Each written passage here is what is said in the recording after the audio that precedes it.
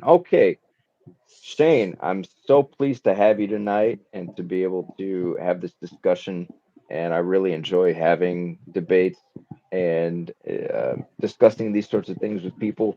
I don't know why people frown upon debate so much because I think it's, when done correctly, I think it can be a really productive and invigorating endeavor. Especially when people disagree on things, it doesn't have to be this disrespectful mudslinging contest, and so I think it's a lot of fun. But you why don't you go ahead, Shay, and introduce yourself? Let everybody know who you are, what your background is, and then we'll get into it, man. Yeah. So, What's up, James? how's it going, everyone? I'm Shane. I'm sort of like an up and coming dog trainer. I haven't had like a ton of clients yet and everything, but I'm definitely starting to really delve into trying to take it more seriously, more full time. I personally have my own working line Australian Shepherd. He's right now at about a year old, and I do a whole lot of marker based engagement and sort of I like to call it clarity based training, everything revolving around operant conditioning. I believe Okay. that any issue that you have with a dog, whether it's behavioral issue or learning issue, actually can boil down to operant conditioning, even dog communication back and forth. To me, I still see it as operant.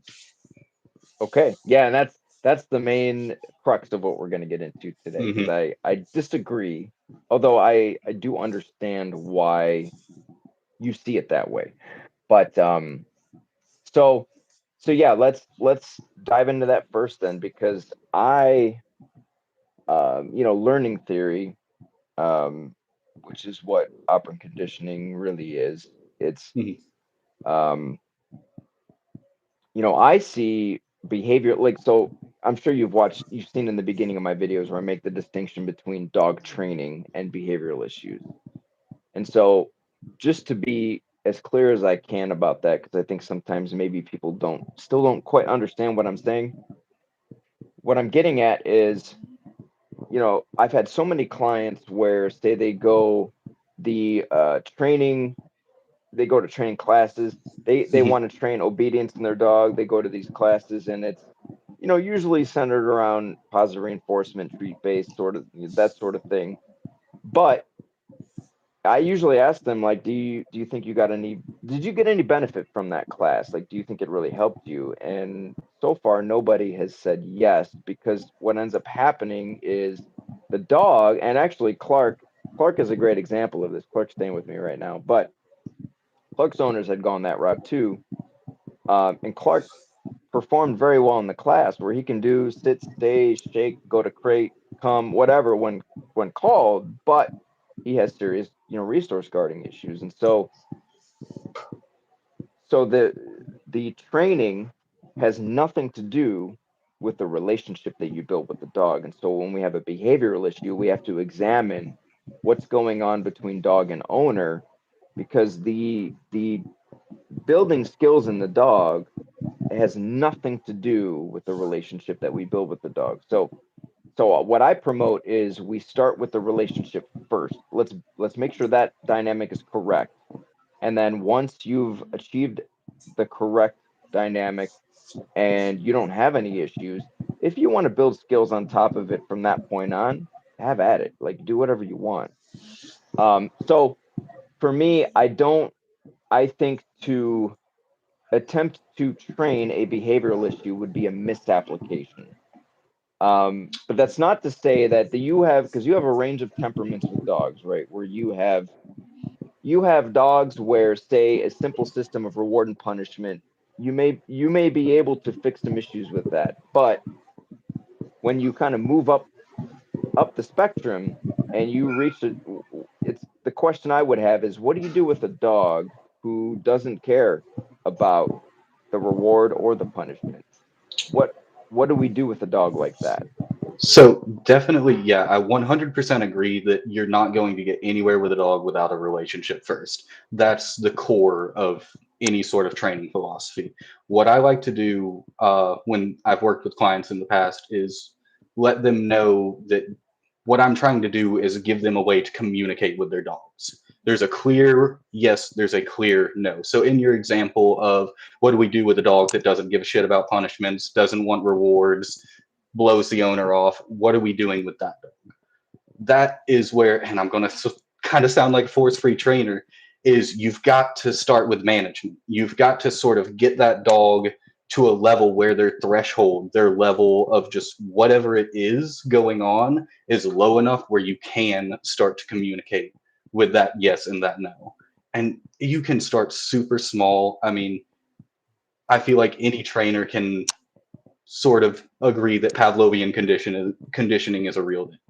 If you get that dog to the point where they want whatever it is, belly rub, pat on the head, food, praise, and you condition it to a marker, it's a clicker, it's a yes, it's whatever you want. That's where you can start shaping the dog's mind and almost manipulating them in that way, where you're literally controlling how their brain perceives the outcome. So with a dog that doesn't care about punishments, we're dialing it super far back. I don't care if I've got to stand away from it and just toss food, let it sniff the food, and just wait. We'll do that for eventually the dog's going to calm down. Because the whole reason that they're not caring about food or punishment is they're in too high of a state of arousal.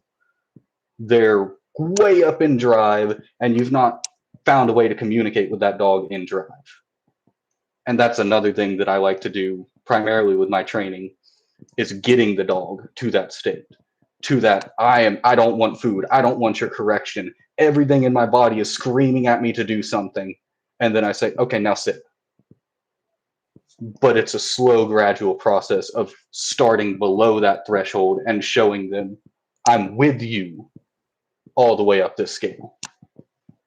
Okay. Yeah. So going back to, because to me, you hear the word relationship thrown around in the dog world a lot, but I don't think people really take the time to dive into it or break down what it means. So in this context, what does everything comes down to how the dog sees us, right? So if the dog sees us a particular way, it's going to treat us a particular way. And so my only issue with approaching things that way is, what does it do to change the dog's perception of us? How do we build respect? If Because I do agree, when a dog is in, they achieve a certain state of mind, it's like Mhm. they don't give a fuck about anything else. And sometimes it's very hard to cut through that. But a lot of that can be boiled down to a dog having a lot of control. So the state of arousal can be directly tied to how much power or how empowered that dog is in that particular context.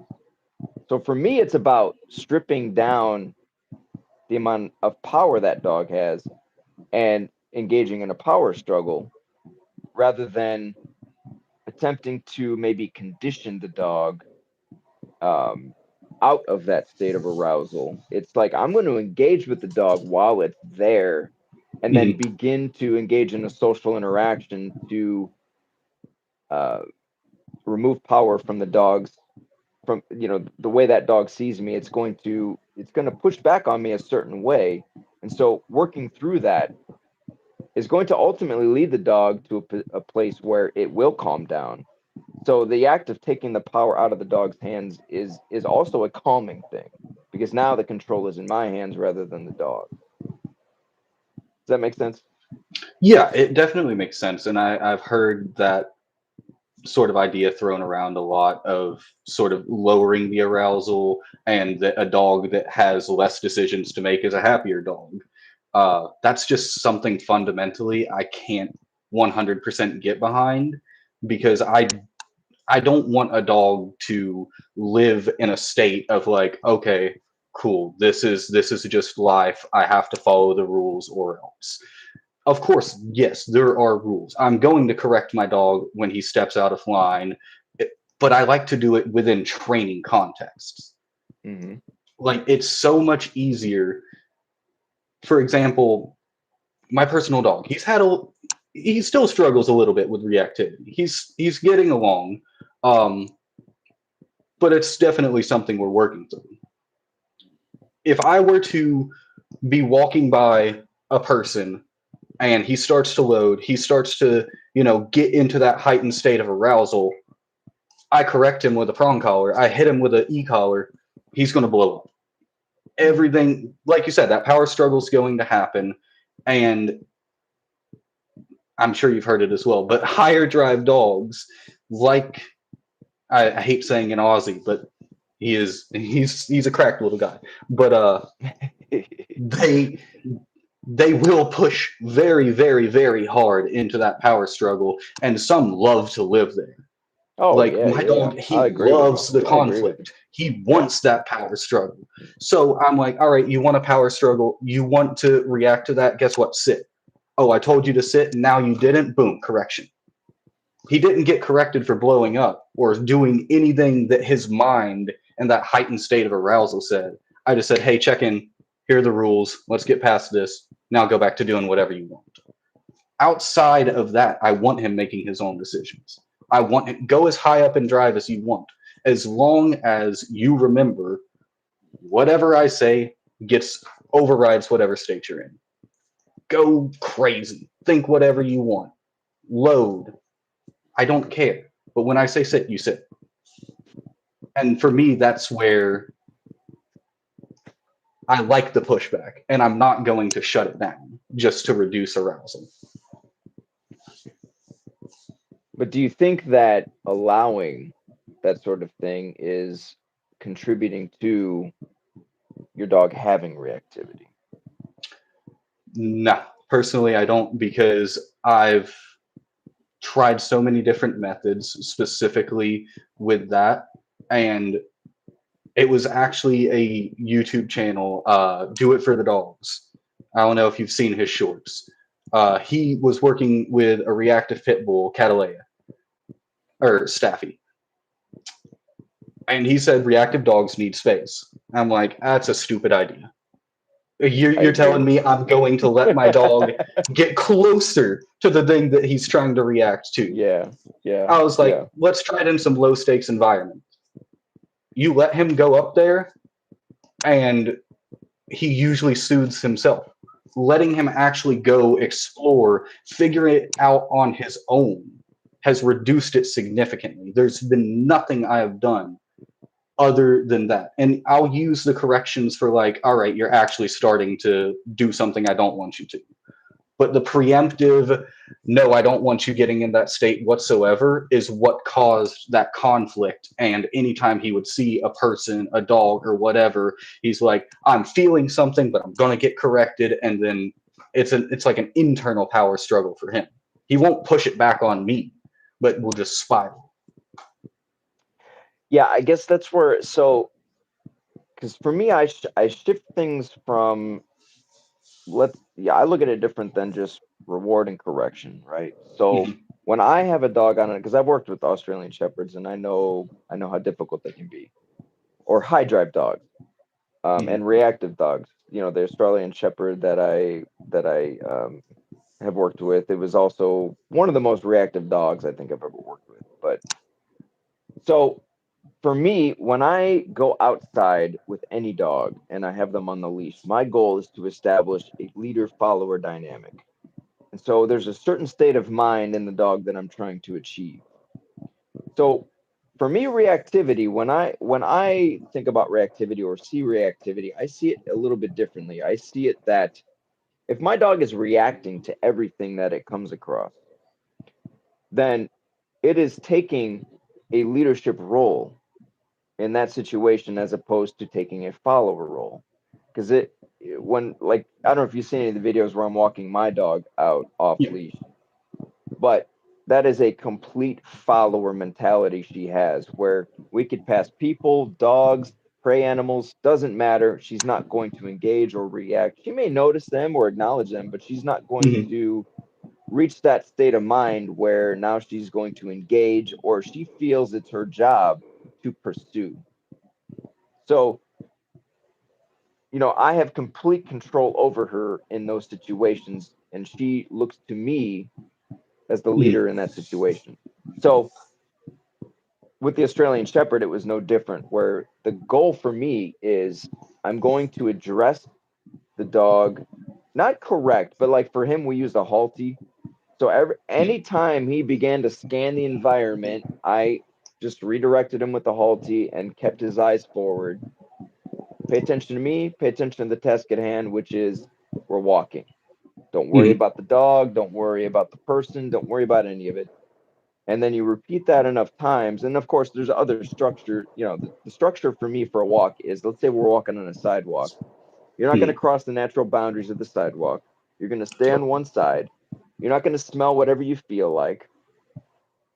I want you, we're developing this connection. And then once the dog shows me that it's going to begin to fall in line with that, then I begin to grant permissions like, all right, I'll give you some time in the grass because you've done really, really well following me. You're demonstrating that you understand what it is I'm communicating to you. And then what you see as a byproduct of that is the dog will begin to calm down. That state of mind just it the dog will calm itself down because of the structure we're giving it. Where like the Australian Shepherd I'm talking about, one of the coolest things that I was able to experience with Cooper was we were walking, and I have the video clip on my older channel. It's this short, but he went in the grass and he peed, and I was explaining to them how does he earn more freedom. Mhm. And he went and peed, and the owners said that's the first time he's ever peed on a walk. And they had noticed how calm they said it's the calmest he's ever been on the leash. And that was because of how calm he was able to finally pee while being on a walk, which they'd never experienced before. So providing that leadership, giving that structure, and using the leash in a particular way led to that outcome. And so I see reactivity through the lens of leader follower rather than letting the dog because if I let the dog make choices, well, the choices the dog's making have already shown me that it's not going to make good decisions. And so it's my job as a leader in that equation to make the decisions and the dog to follow the decisions that I'm making for the both of us. Yeah, I completely get where you're coming, and we definitely agree there. I guess I should clarify when I'm like taking my dog for a walk. He has two different modes. You're either in heel, you're paying attention, you're working, or you're off doing whatever. He's not going to, once he's in a position, he knows not to react. It's like you said, when he is making his own decisions and taking that more leadership role. But I want that in my dog. And I can't say that everybody needs it, especially if you don't have the structure to back it up as well. Like with that Australian Shepherd, the fact that he's not even peeing on walks, like you said, his nervous system is just on fire. He has Yeah, he's no way too idea what he's stressed. Yeah. supposed to do. Yeah, he's Yeah, way too stressed. Yeah. that dog is just completely. So, yeah, really dialing it back and, as I like to say, like closing the bubble down and being like, okay, cool. You can't figure out what to do. I'm going to tell you exactly what to do, but I don't want to live in that space. I want to get out of there as quickly as I possibly can. Like this, I worked with a Great Pyrenees pit bull mix, and he was not too bad with reactivity. People were just afraid because he's 100-pound pit bull mix. Uh, Big dog. Yeah. yeah, and we got him on a slip lead, showed him. I mean, this was after 3.5 weeks of doing a session a week. And then after that third one, we went and did a test at a park. Dog had very simple rules. He understood yes, he understood no. Whenever we passed people, whenever we passed dogs, anything else, he was put in position. You come out of position, you're corrected immediately. The second you come back into position, you're rewarded. Halfway through that walk, the dog already knew he's out on the end of the leash, of course, not pulling. because he got corrected for that as well. But he's out doing whatever he wants. You know, oh, I want to go sniff that. I want to go do this. Just having a good time. And we didn't even have to cue him. He just came anytime he saw a person, right back into heel. Ooh, can I have a piece of cookie? Awesome, cool. Is that person gone? Can I go back to doing what I want to do? Cool. And that's what I want. I don't want them to constantly have to be looking to me for guidance because that's equally as stressful. Like if the dog's always like, "What do you want me to do? What do I need to do?" It I is the agree. same dynamic I agree as with that. Yeah, I need to figure out what to do. I agree with that. Yeah, I don't like the videos where I see people where the dog is just like glued to their leg and they're constantly I to me it's excessive. I hate that shit. Like when I walk with Goose, I don't have to tell any, I don't need a micromanager. I don't need to tell her anything. She's not constantly looking to me for, we just have this Yeah. understanding, but I let her do whatever the hell she wants. She goes smell this, smell that. She's not constantly looking she checks in, which is all I need. But she's demonstrating as we go that she understands what role she plays. And so we operate from that understanding. And so I don't need to constantly bark orders at her or have her glued to my fucking leg or have her constantly looking at me. I don't not only do I not want that, I think that it's unhealthy. I don't to me that's not a good thing. Um but all I need my dog to do is to show me that it understands what role it plays and that it's going to play that follower role to a level that um we can go out into the world consistently and we don't have any problems when we do that. I can take her anywhere and that same dynamic is still present and I don't have to worry about her seeing something and chasing it or barking at somebody or seeing a dog, and even if the dog is barking at her, she doesn't care. We move on with our life. She may acknowledge them, but she's like whatever, you know but I don't need to constantly be watching her or constantly be giving commands. And to me, I don't, if you have to do that, to me, something is wrong. So I agree with you there. Where I don't want that either. Yeah, I'm with you. I do. I personally, just on the heel note, that's just something that like I enjoy doing. I think it's a really fun kind of bonding exercise you can do with your dog, and it's how I condition corrections.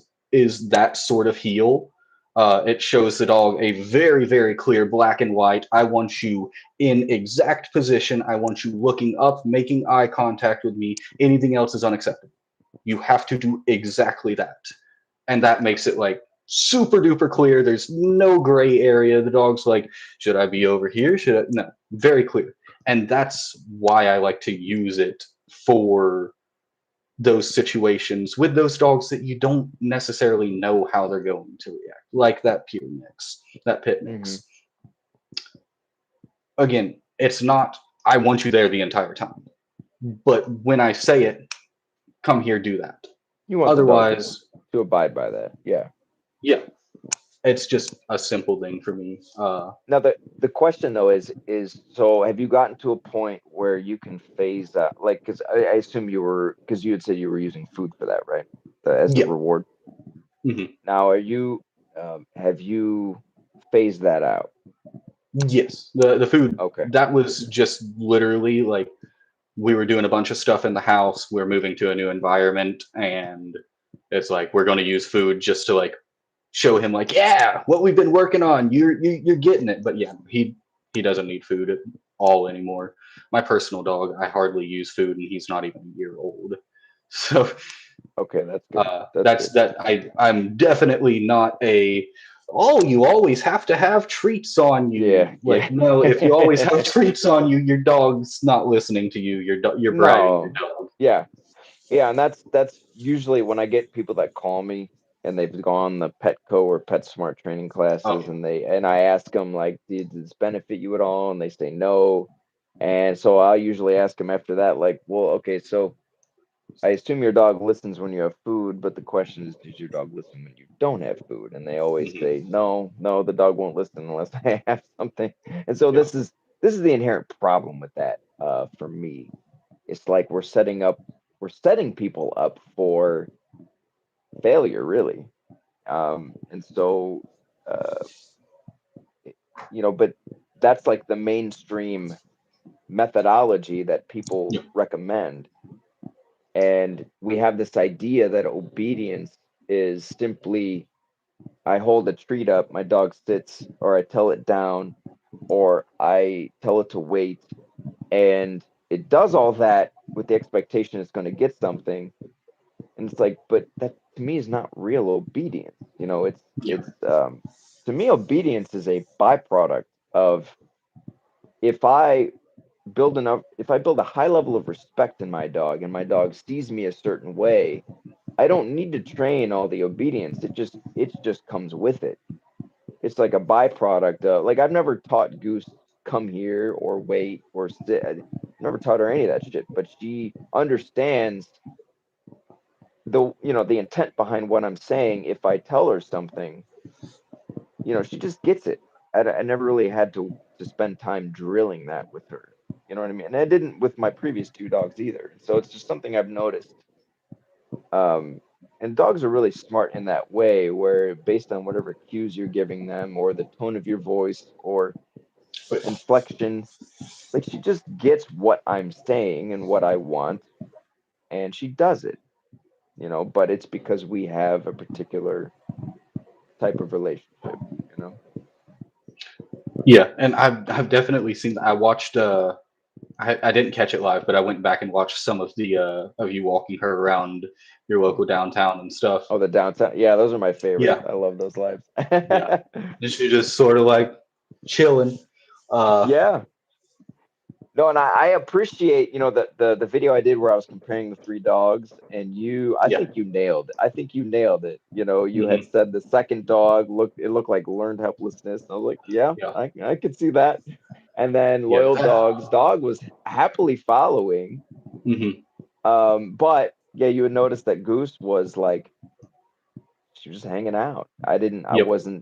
I wasn't saying anything to her, but she knew what the expectations were, and she was very calm, and there was a lot going on. There were other dogs, people, but she wasn't engaging with anything. Um, Yeah. which is to me the way it should be. I should be able to take her, and I don't recommend anybody who watches those live streams. I don't recommend people take their dog off leash downtown. Yeah. That's just something I like to do. To me, it's a demonstration of the end result. Like, what is the final of what I do and teach? This is what can be achieved. You know. So to me, it's just like she's the best walking advertisement I could ever ask for. Hmm. You know. Yeah. That's literally what I'm trying to do with my current dog. I like the really flashy stuff. People like the really flashy stuff, so I'm training him the really flashy stuff. Those real quick downs, the sits in motion, all that fun stuff. And for me, going back to how that sort of like benefits our relationship, he loves to work. I love to work him. If I were to just tell him, hey, chill, exist, nightmare. It wouldn't work.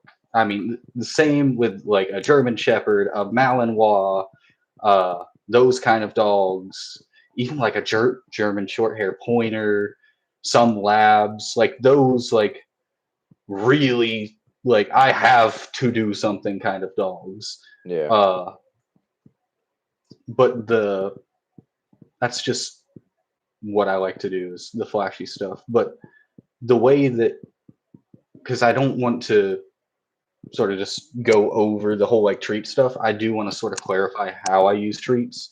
Because I'm not like a force free trainer by any means. I don't sit, reward, down, reward. Yeah. The, Right. Right. the very first Yeah. thing that I teach people to do, and I'm sure you're aware of Pavlov and his dogs, Mm. we're Yeah. literally doing that. Is I'm having them hold a piece of food in a closed hand, make the dog wait for the dog to make eye contact. We're going to say yes. We're going to click a clicker, whatever we're going to do. We're going to throw food in his face. Do that enough times.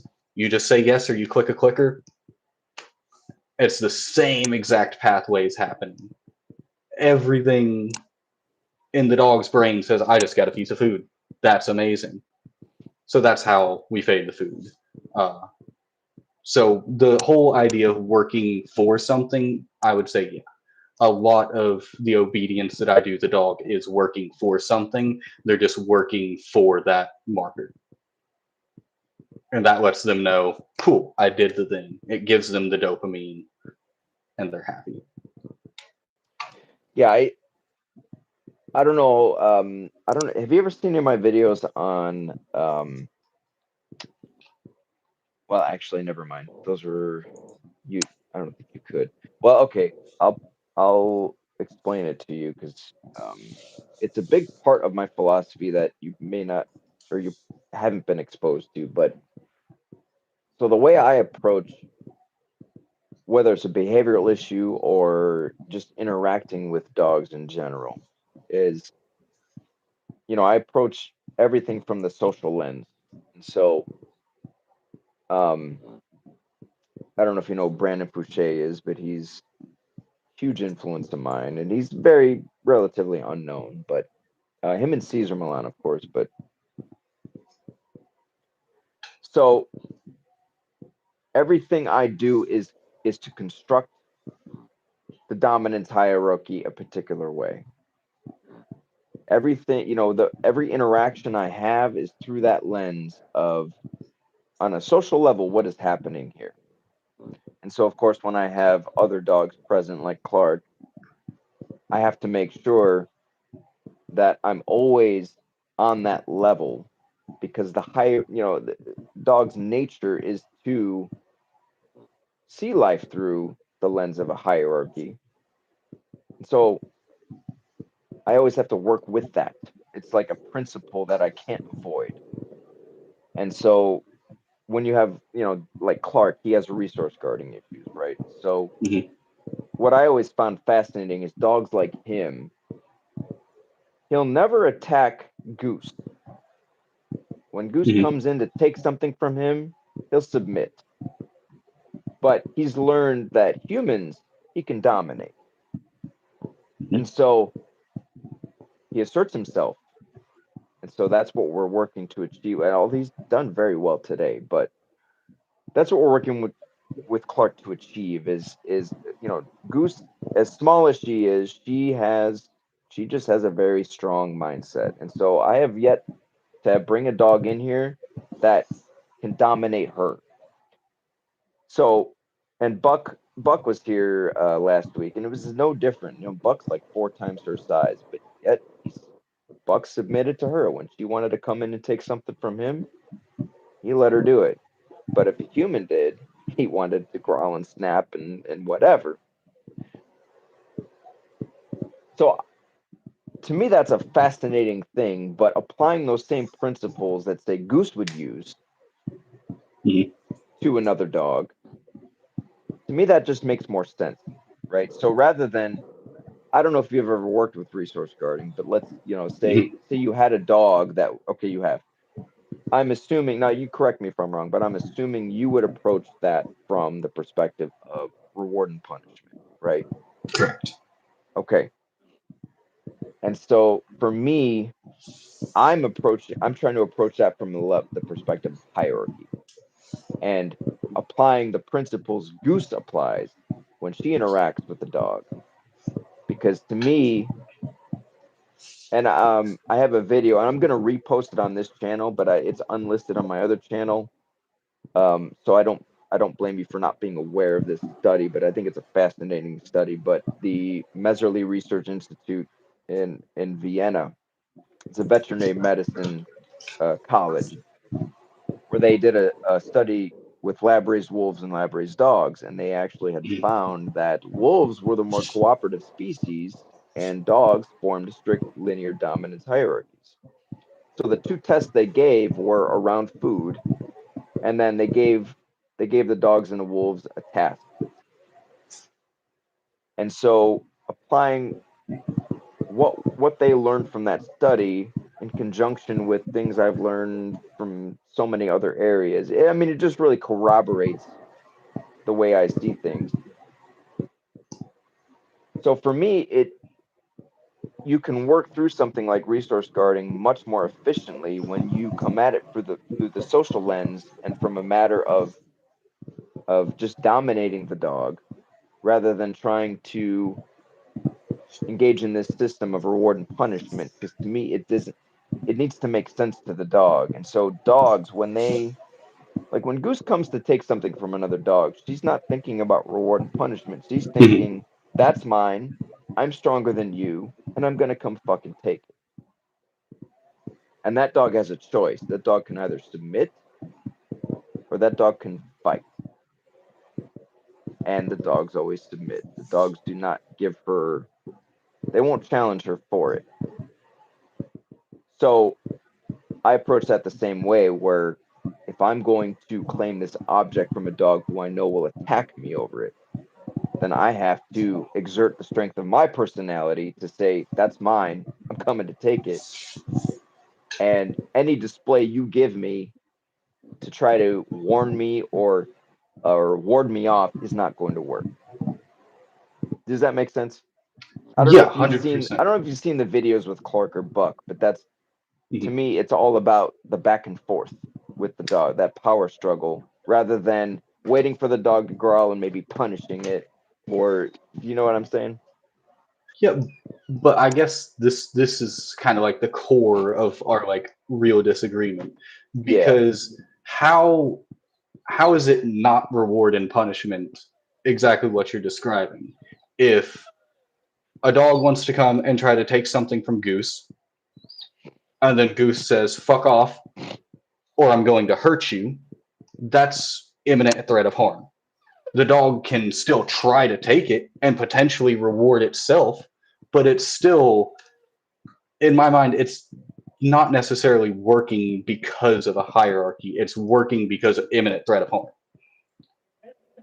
By like asserting yourself over a dog like that, I don't think it necessarily views it as this person is superior to me. They view it as this person could kill me, so I should chill, if that makes sense. Right, but in Clark's case, Clark isn't afraid of people. Like he will hurt you. Hmm. And so that's what I'm saying.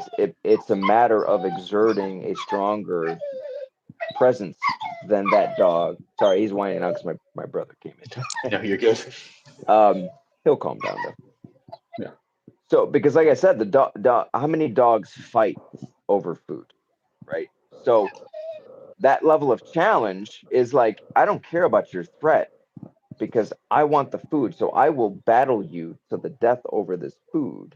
Hmm. And then you have dogs that will submit to it because they don't want to challenge the superior. They know that dog's stronger. That dog is communicating in a way that says, if you challenge me, I'm going to fuck you up. And that dog's saying, all Hmm. right, I'm not going to go there. But then you have other dogs that say, oh, you want to go there? Let's go there. Those are the stronger minded. Those are the dogs that are willing to Yeah. engage in conflict. So that to me is a stronger mindset. But where people go wrong is that, let's say you have a dog that growls at you or snaps at you. Most of the time people just recoil in fear. Yep. They show weakness. So what is the dog supposed to do other than see that and say, "Oh, okay, I'm stronger than you and I know how to control you in this way. I can manipulate you in this way because you're weaker than me. So I have no choice See, but to treat you that way." I look at it more through the lens of it is an established pattern that has seen success and has rewarded the dog. If the dog sees a human, it growls at the human backs off, boom. That's the same I thing. It agree. just learned, okay, cool. I growl, the human backs off. So I when you have a agree. dog that has such a strong reinforcement history of this works, that extinction burst of them being like, no, Hmm. this works, I know this works, is going to be a lot stronger than a dog who hasn't seen success in doing those things. But I think that that can still be for one, that in and of itself is operant.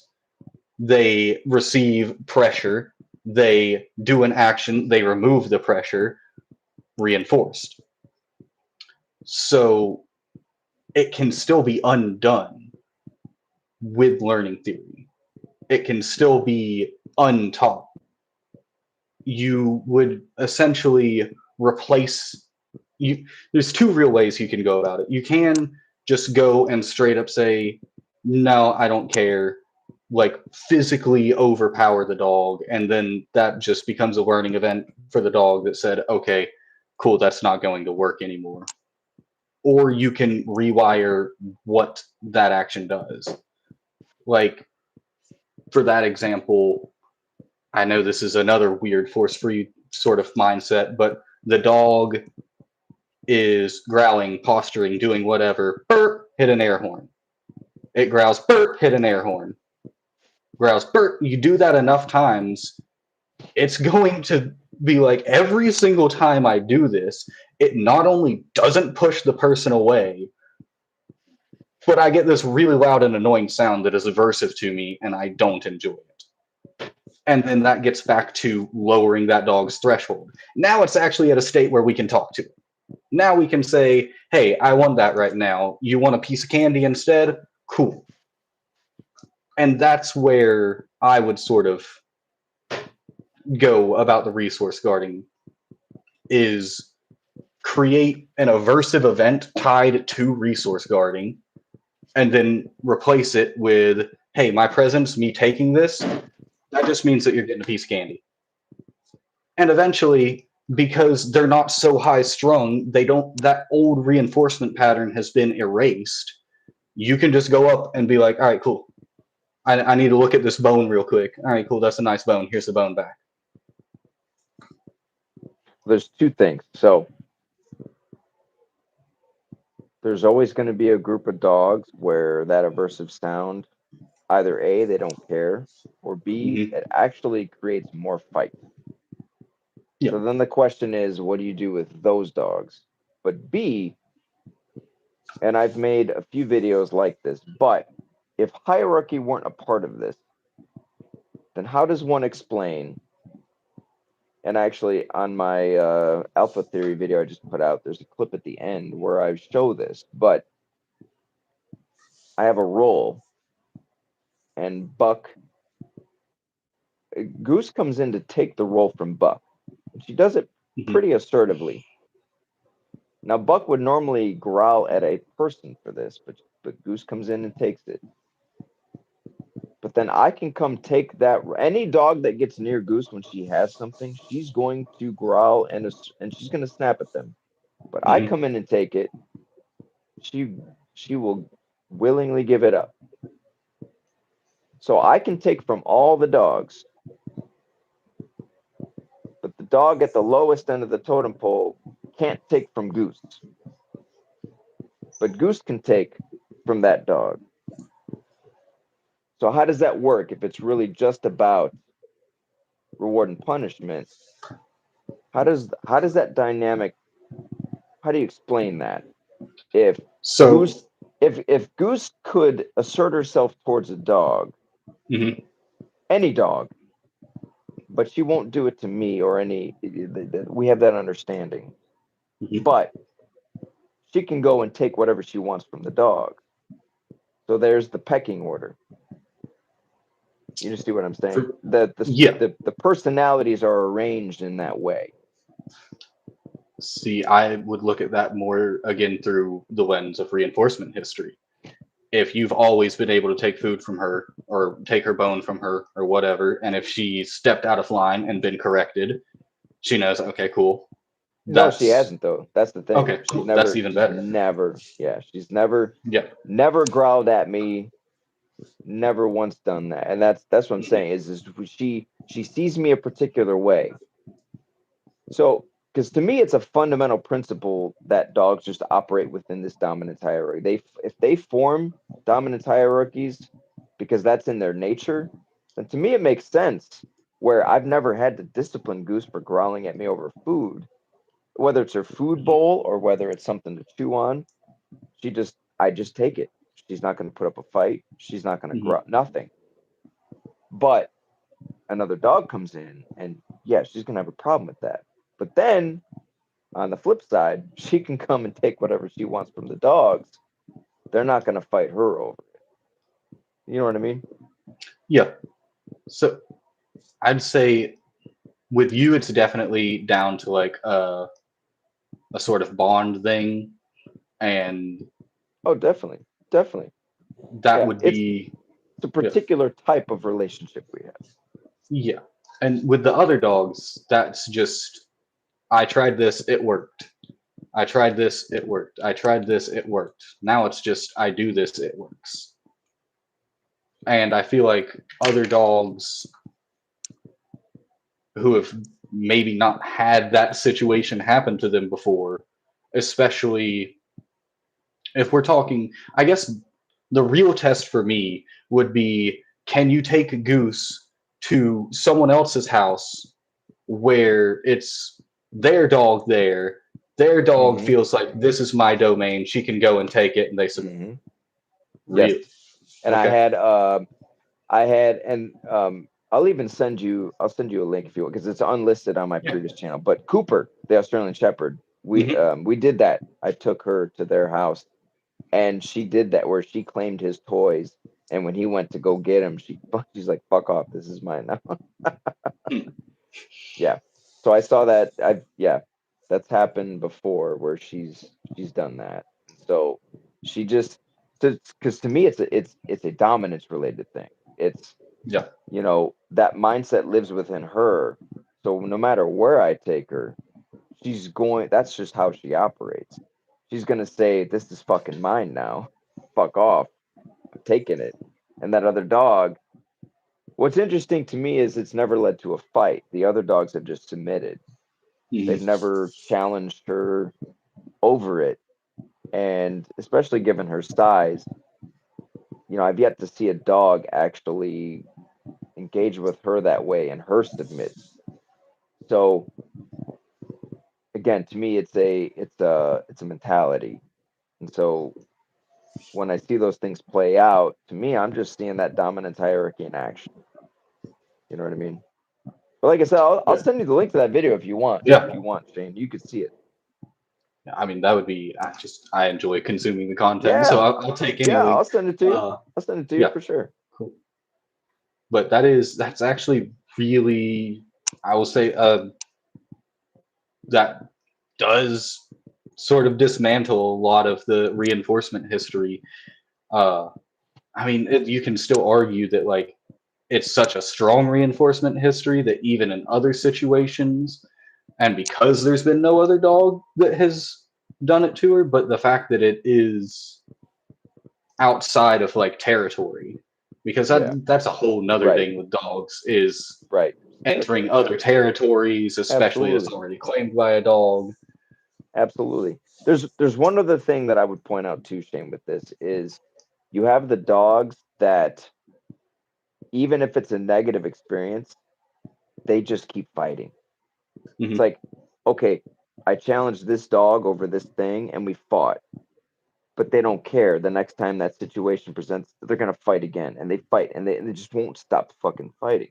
So if it were really just all about the reinforcement and not so much about what's happening on a social level, where these two dogs are challenging each other, saying they want that top position and they want control over that thing, they will fight to the bitter fucking end, where it doesn't matter how many bad experiences they've had, how many trips to the vet, how many punctures in the neck. They don't give a fuck. They're like, "I'm going to fight." You know what I Hmm. mean? That negative experience doesn't phase them. I So feel so like that with those, reinforcement is just like whatever, you know? yeah, but I do feel like with those dogs because it really really depends on breed, but there are dogs that are specifically bred to enjoy being in a conflict state, to enjoy being in high arousals. So for them, fighting is a positive thing. When they're that high in arousal, like I mean, my dog, if I have him jacked up in drive, I've seen it myself. he has slammed full force into trees, tripped over things, not a single yelp, not a, but if he was in a lower state, so higher arousal cancels out that pain. And if it's just flooding their brain with Right, dopamine, Mike. yeah, Sorry, she was talking about Fireball. Yeah, that's right, Mike. yeah. Hey, I'm listening though, Shane. Go ahead. No, you're good. But it's inherently rewarding to the dog to fight. So yeah, if you get two dogs that love to fight, then it just becomes a feedback loop of I enjoy doing this. I don't think that they're necessarily like vying for like a leadership position in that sense. Because in a lot of those situations where I've seen dogs that do fight a lot and that does kind of, I wouldn't necessarily say one dog's above the other or below the other, but you'll see one dog that's like shut down. They get around that other dog and they're like, they're going to beat me up. And then they slightly step out of line, they get a little bit too close to that dog, and that dog beats them down. So that's a situation where you've got one dog that doesn't enjoy the conflict and one dog that does enjoy the conflict. So it becomes negative to the dog that doesn't. They tend to avoid that dog that's constantly beating them down. And then the other dog, getting back to reinforcement history, every time I beat this dog down, I get a flood of chemicals in my brain that make me feel real good. So to me, pain isn't an aspect so much when it comes to fighting. I think it's for the dogs that are fighting, they're doing it because they enjoy it.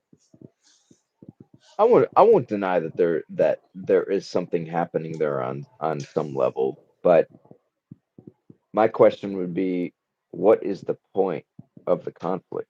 Like, what are we trying to achieve other than the fight? A lot of times I feel like it's just for the fight. Like resources definitely go into it. That's where you see the majority of dogfighting issues is this is my resource, not yours. But that's more of a possession Right, sort of thing, not right. But for me a what is dominance that? thing. What?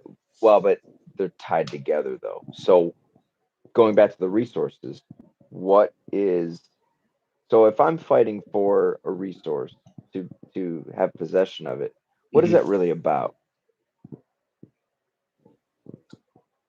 You want to take what's mine. If like is the way I look at it. Go a little bit deeper. What do I want? I want control over that thing, right? Yeah. Possession is control. I want control. So the fight is to determine who has control over it. And so that's really what it's about to me is the conflict is a battle for control. And whoever controls the resource, this to me is how the hierarchy is established, right? We battle for control over a particular thing, and whoever reigns supreme in that situation not only has control over that resource, but now has demonstrated that they're stronger than the rest. And so, at least in terms of the context around this particular object, there is a hierarchy that has been established. And so, to me, I see the way people engage in conflict is really no different. People engage in conflict for the same reasons. Like we are battling for control or the ability to have control over a decision. And so, really, is it any different in the animal kingdom? You know? See, I when it comes to possessions, there's two main points I want to make here. One would be more so like, would you say this is a kind of a wild example, but a pack of wild hyenas running off a single lion that just made a kill because they want to kill that, they want to eat that. Is that a Mm-hmm. dominance related thing, or is that a survival thing? Is that just not necessarily I want to assert myself above you? It's I want the thing that you have, get away from it. I don't care about you. For me, dominance requires some level of care, some level of, like you said, control.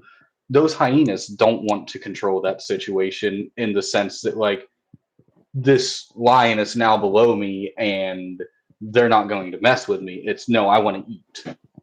I'm going to take what's theirs. It's still control though, right? They have control over that food.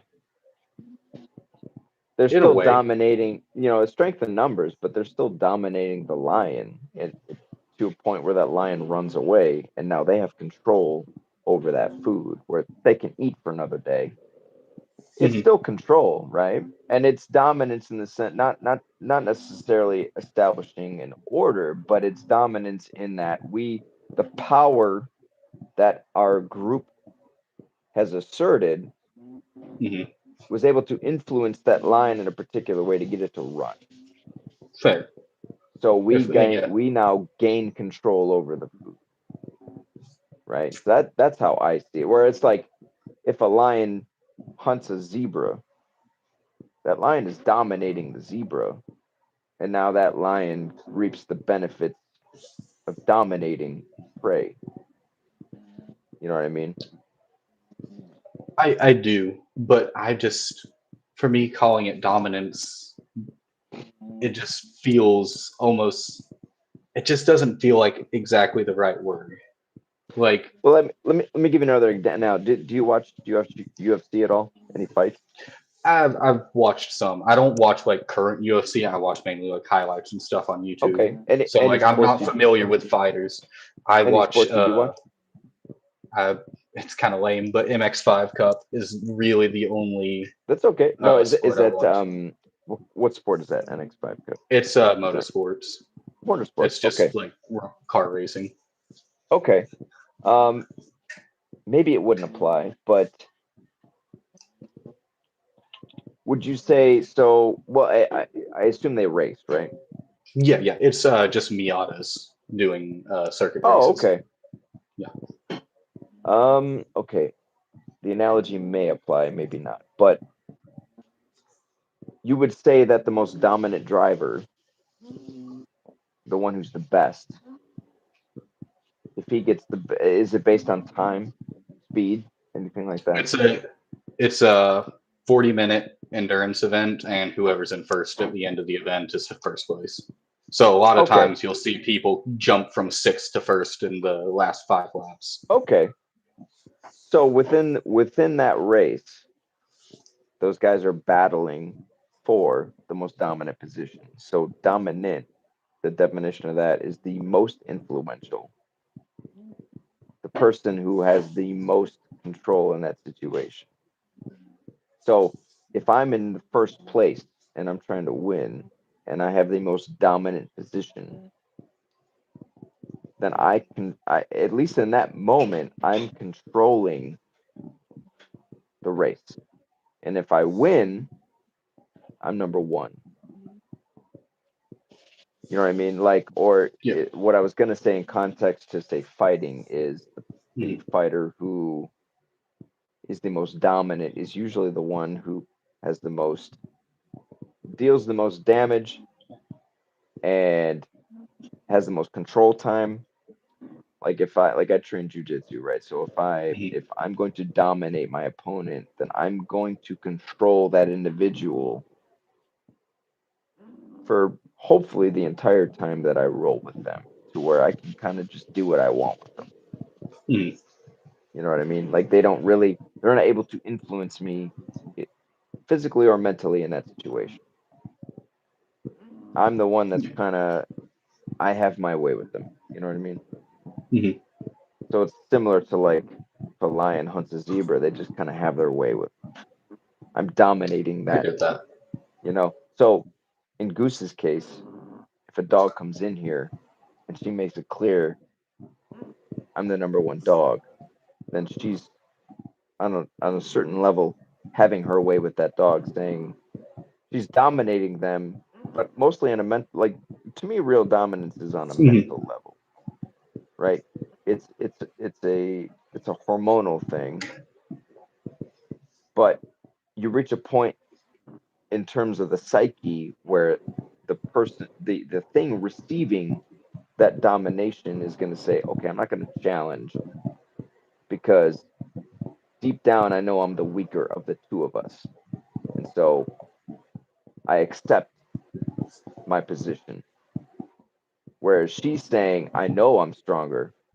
And so I'm going to let you know from second one that when you come in here, I'm stronger than you and you're going to submit to my will. You're going to bend to my will.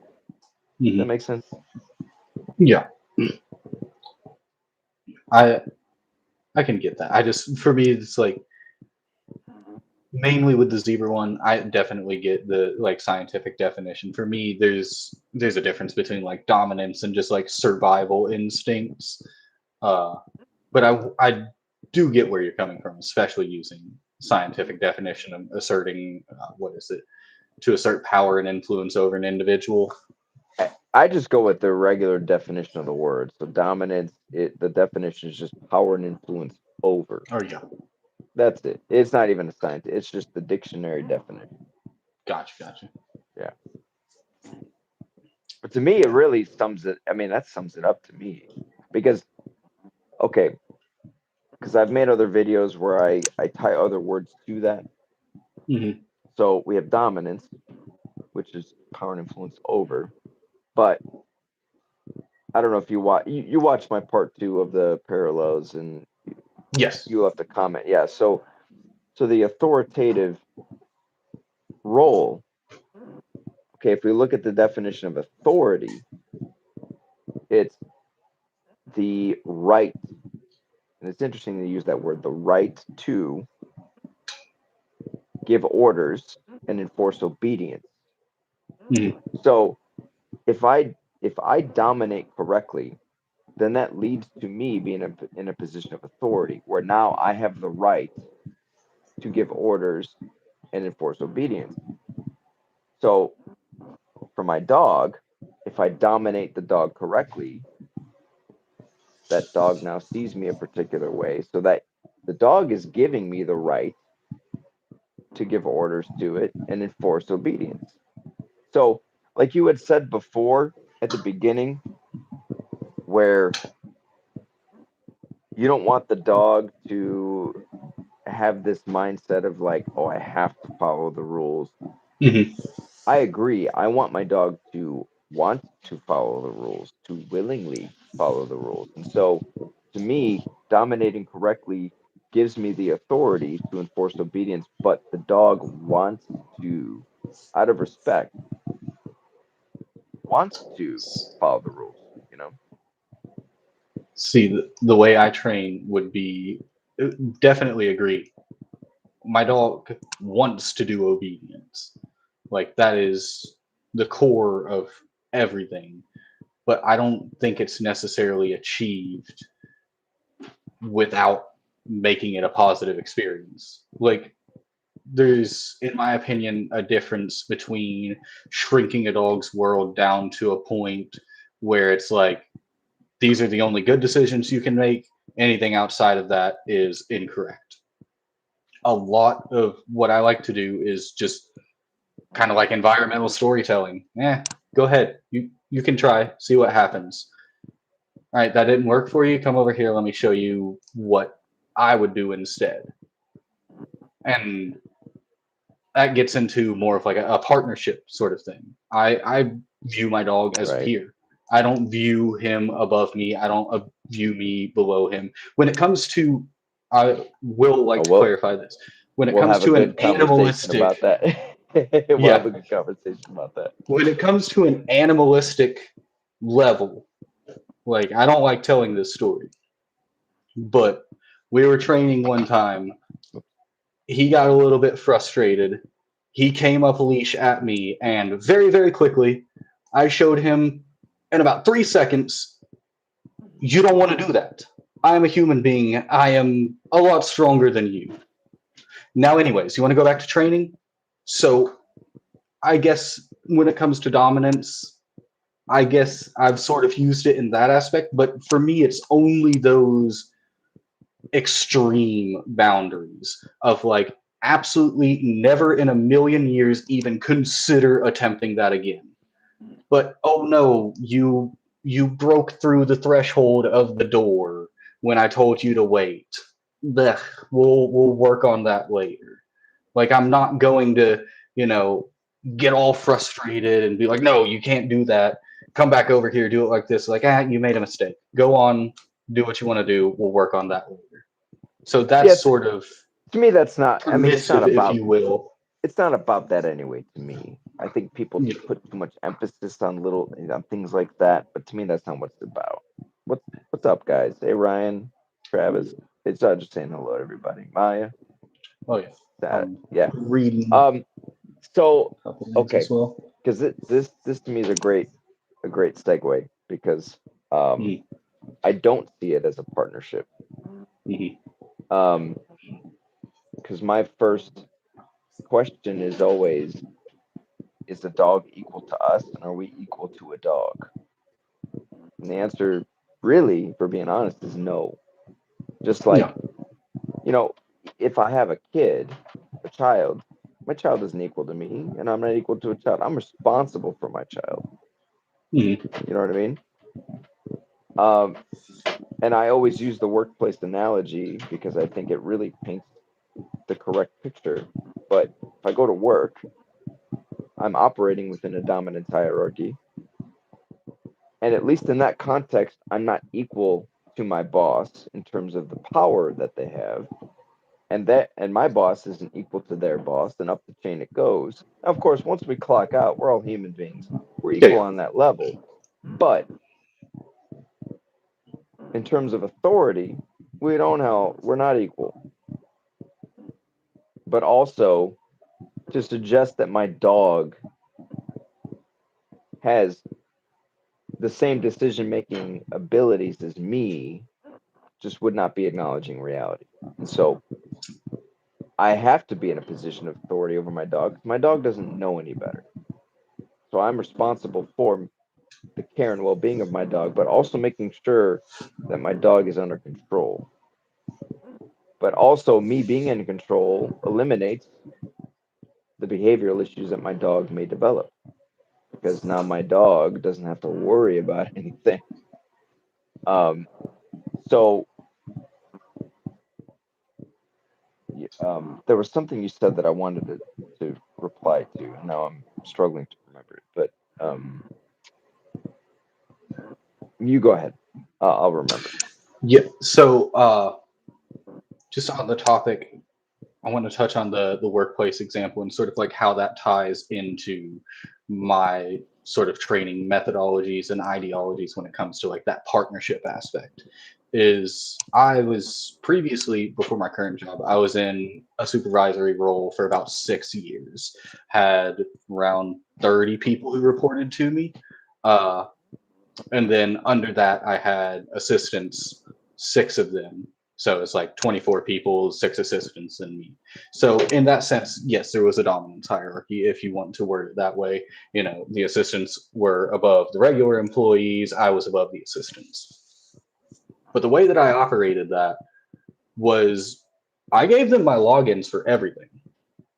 I trust you guys. Go run it. You fuck up, I'm going to let you know. I'm going to Mm-hmm. let you know that you did it wrong. And I know you're not as qualified to be running these things. A lot of these things you don't know how to do. You don't know how to make a schedule. You don't know how to do any of these things. You want to figure it out? Go for it. I'll be here if you have questions, and I will for sure let you know when you messed up. But otherwise, go out there, experiment, figure it out. And I think that ends up in the same asset, in the same way with a dog of letting them go out there, figure it out, and you're only going to enforce those things. It's like absolutely do not do that ever. They become a more resilient dog because they're like, I've went up to and sniffed 300 dogs, and I now have sort of figured out what that is. I don't really care about it anymore. I'm just going to do this instead. I've tried to run out. I guess this is where punishment comes into the thing.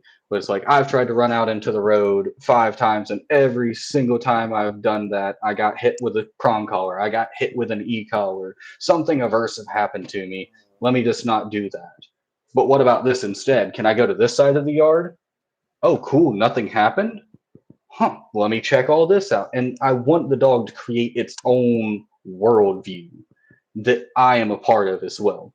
I'm not trying to say like they're as intelligent as us or they're equal on that animal level, but I think it's just unfair to the dog to not let them have that opportunity to mess up because it's just like going back to the long line example.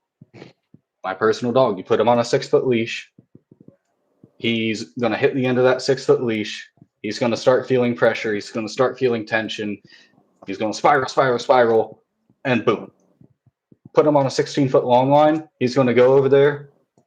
What's that? Anyways, I'm going to go back to what I was doing.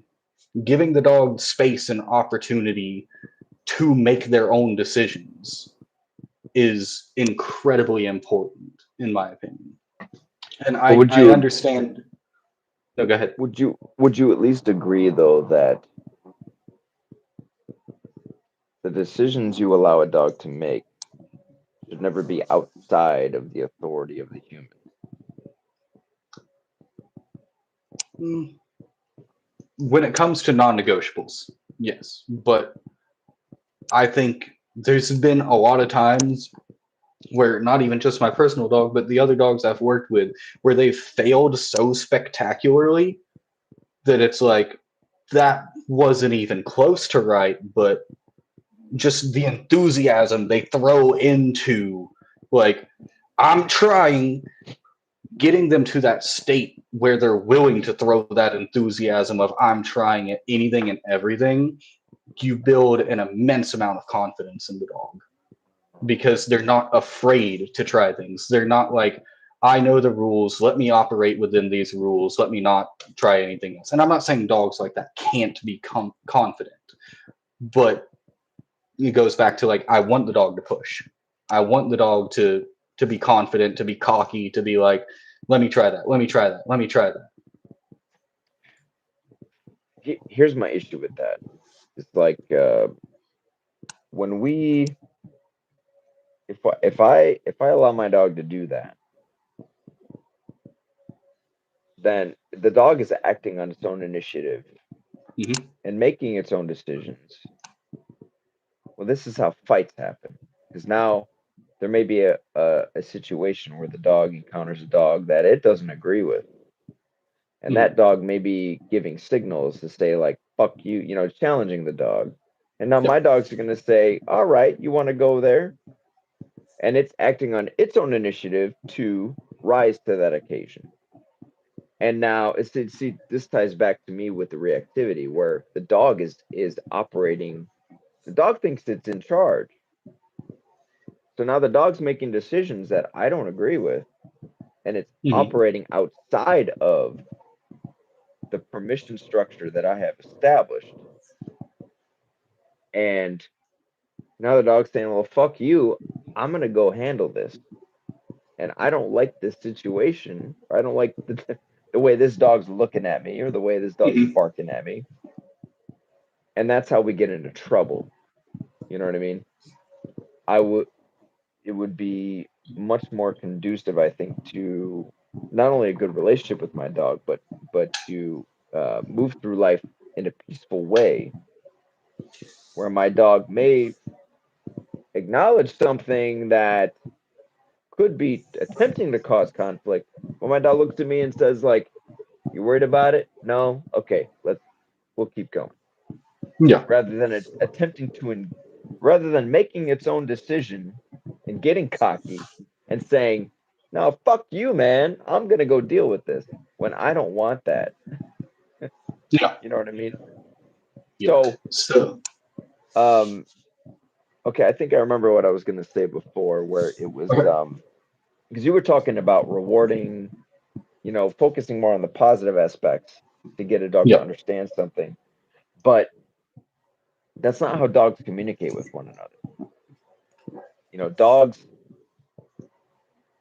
It really in the animal kingdom, I don't think this really applies, but or I think the animal kingdom as a whole really communicates like this, but dogs definitely, they tell each other what they don't like, and then they leave it at that, and everything else in between is acceptable.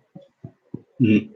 So if my dog focuses on disciplining another dog when it doesn't like something, and I do the same, and there's no discipline, everything else in between, there's no discipline, then that dog understands, okay, this is fine, this is fine, this is fine.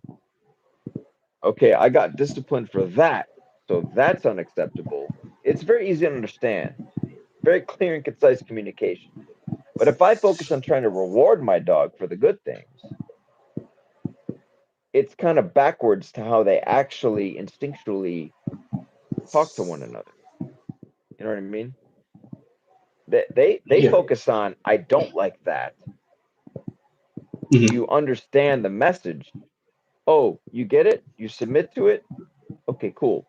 Now we can go, we can move on. And then minute by minute, hour by hour, if that dog doesn't do anything else the superior dog disagrees with, then nothing happens. There's no discipline. So that dog understands, like, okay, this must be cool. This must be acceptable. We're good here. Yeah. You know what I mean? So it's the exact opposite of the way humans try to interact with the dog. And I think that's where we get into trouble, is we're flipping the way dogs innately communicate with one another. We're making it backwards, and then we wonder why there's so many miscommunications with the animal. It's like, I would rather just try to understand how the animal operates. Let's work with that. You know what I mean? Yeah, I definitely get where you're coming from, but for me, it's like we're never going to be able to truly communicate with a dog as a dog because we are humans. I So agree with that. I agree with that's that. Yeah. why everything for me goes back to creating that level of communication, that yes and that no. By positive, I mean like I want a sit to predict a reward. I want it to predict a yes marker. I want it to predict a clicker click. I want a down to do the same thing. I want those things to be inherently rewarding to the dog so that when I do start layering on corrections, like say for example, I've got a dog and we've worked on recall a whole lot. Its recall super good. In that same exact example, it's going over. There's another dog. It's posturing to that dog. There's about to be a fight. I recall the dog. The dog doesn't listen. Now I can correct the dog. Now I can say, hey, you didn't listen to me. You broke our contract. Our contract is you go do whatever you want. I don't care. But when I say something, you do it. You do it now. You broke the contract. You are now punished for it. Now come back to me, get your reward, and we're going to go on about our day. So that negative, positive, positive. Bart Bellin, uh, he sort of pioneered that whole aspect of you apply a negative aversive, you remove the negative aversive, and then you reward positively. That's what I sort of mean by I want everything to be positive. So that when I do punish that dog, when I do correct them and say, you didn't listen to me, there's a clear pathway to avoidance. So next time they're over and they're up in a dog's face and I recall them, there's that little bit in the back of their brain that says, last time I ignored this, I got zapped by an e-collar. I got hit with a prong collar. I got pulled on a slip lead. In your case, I got corrected with a halty or redirected with a halty. I don't know what word you would use. Uh, but it's completely useless if that same recall, the way that I trained it, was here, crank on a leash, and then reel them in. Because now I have no, why would they want to listen to me? That recall is not positive. But if I've stacked enough times that you coming to me is going to get rewarded no matter what you're doing, and the dog Another thing I like to do after a situation like that is shrink the dog's world down. Be like, all right, cool. You were making good choices. You made a bad one. I'm going to limit the amount of choices that you can make. I'm going to shorten your long line. I'm going to put you on a long line. Like my personal dog, he's on an e-collar at this point. He does off leash pretty much everything. Uh, I can still correct him, but if he were to completely blow through a correction, completely ignore me, guess what? You're going back on the 6 foot. You're going back on the 6 foot. You're not going to get to sniff anything. You're not going to get to enjoy life. You're going to go back to the basics. You're going to remember, and I'm going to go back to working those. Here, reward, sit, reward, down, reward. And of course, I'm not like necessarily like everything comes down to the marker. So at this point for me, it's just sit, yes, down, yes. Uh, Same thing as getting a piece of candy in his brain. But they, you can override anything in a dog's brain if you make what you're asking them to do positive enough. Like you're not going to I get there.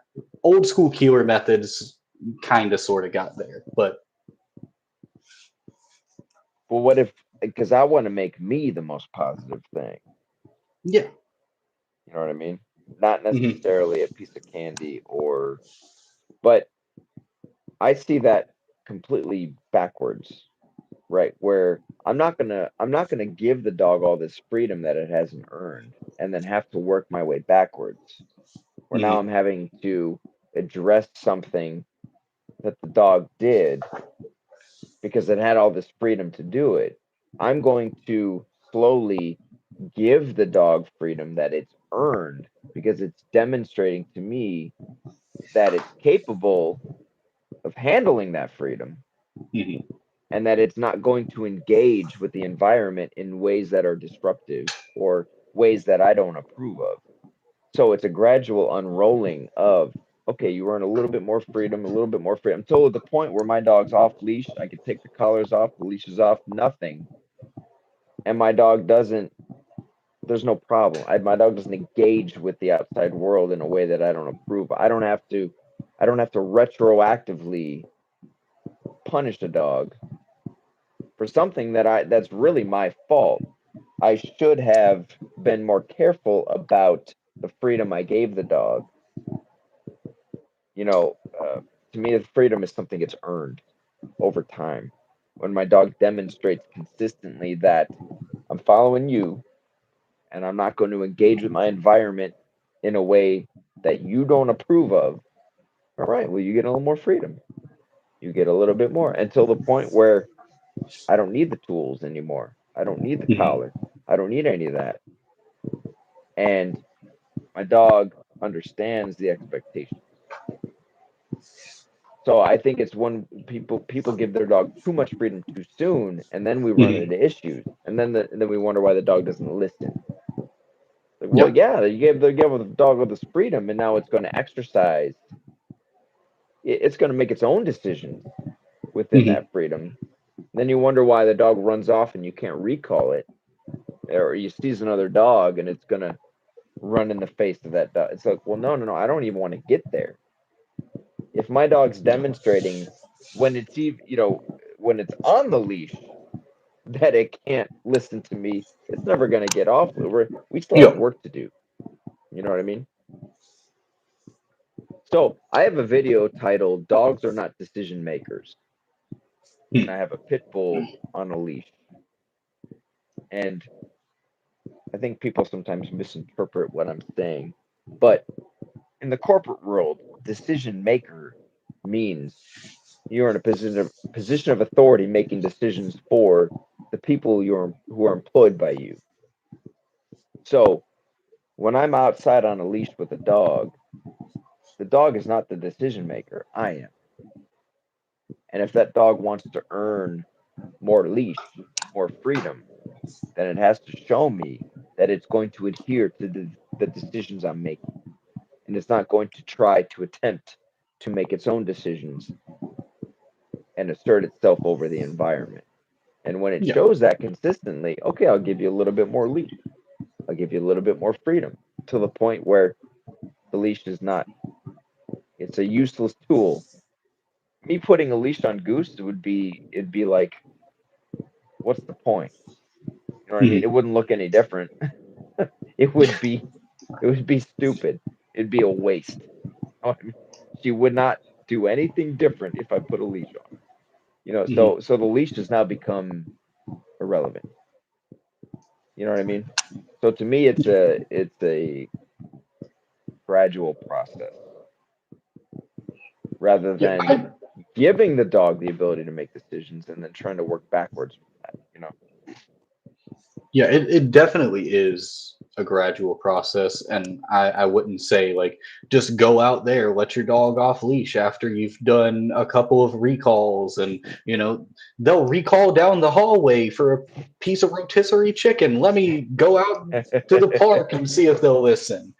Uh, that's just so yeah. There is a graduation of how much freedom there is, but I would rather err on the side of giving the dog more freedom because I want to sort of see what's going through their mind. I want to see how they handle the situation before I step in.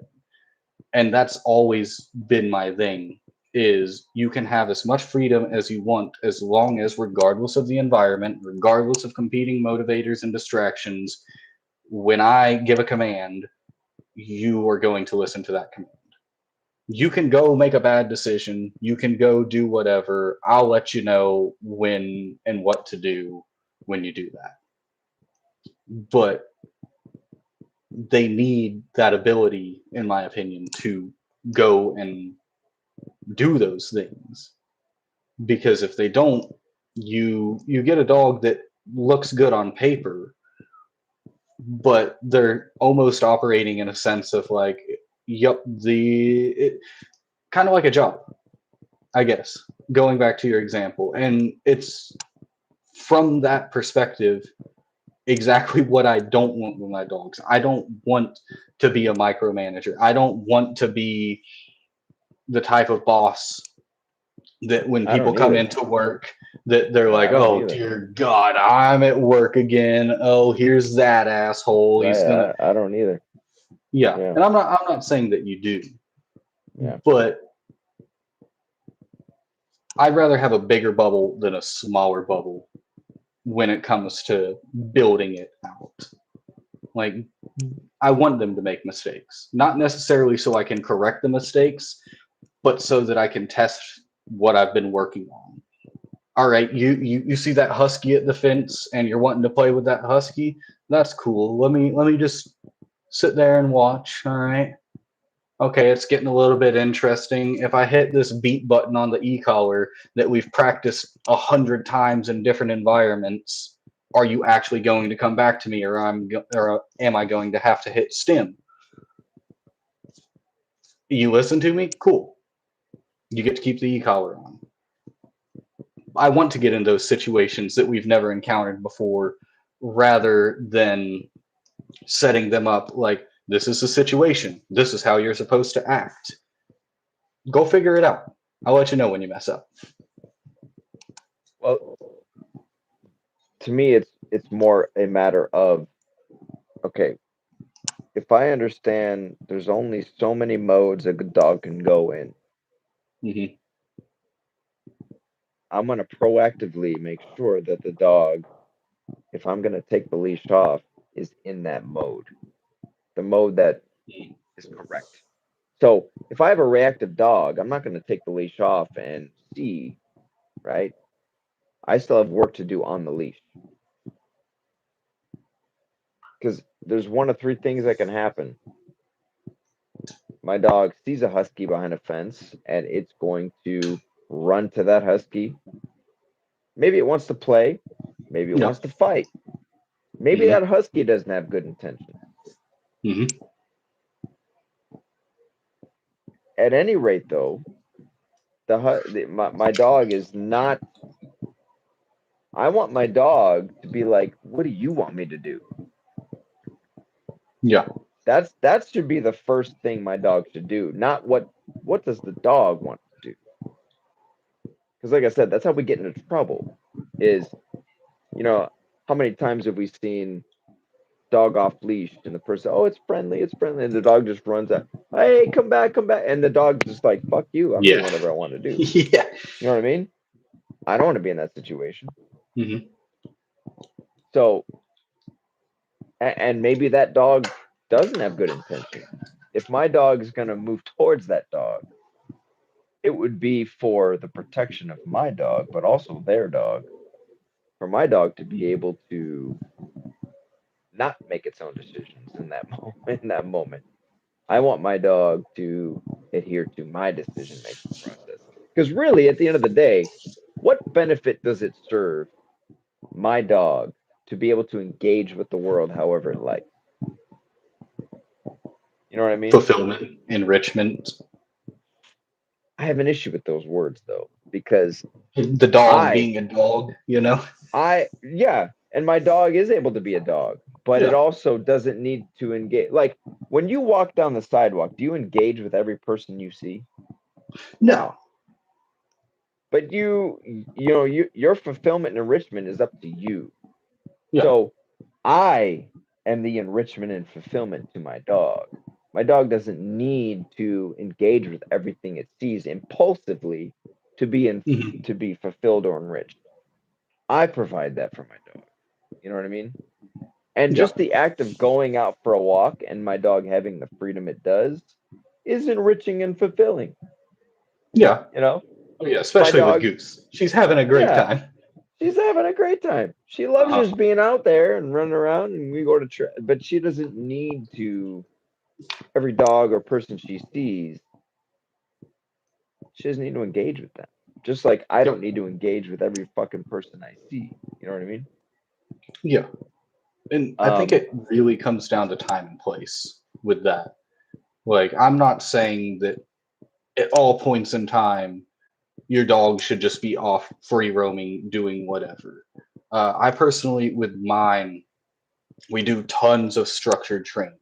So when I take him on a walk, I live in barely a suburban area, so there's a lot of like woods and creeks and stuff. So it's like you want to like we're on the sidewalk, we're doing whatever. Oh, you smell something interesting down in that creek? All right, cool. Go splash around in the creek. I'm going to keep walking. If I don't see you in a few minutes, I'm going to beep and you'll be back to me. I'll give you a piece of candy just to be like, thanks for coming back, essentially. so to that point, because Mark brings up a good point. Um, Yeah, we're I do. talking I about, saw that as well. yeah, because I was going to ask you about this too, because okay, so because to me, if I have to keep an e-collar on a dog, then there's still work to do. I shouldn't need to rely on the e-collar to communicate, but also to, 'cause, people call it like the insurance policy. Correct. And so if I have to use that as an insurance policy, then that means my dog still is not connected in the way that I really would want it to be, Hmm. right? Where for Goose, I don't need an e-collar, I don't need a regular collar, I don't need anything, Yeah. because there's no insurance policy that I need to lie or lean on. I have complete trust in her when we go out. Whether it's walking by a busy road or I don't care if we're walking through a forest where there's 5,000 deer or rabbits or squirrel, whatever. Hmm. She is going to adhere to whatever I say, and so that to me means much more than having an e-collar.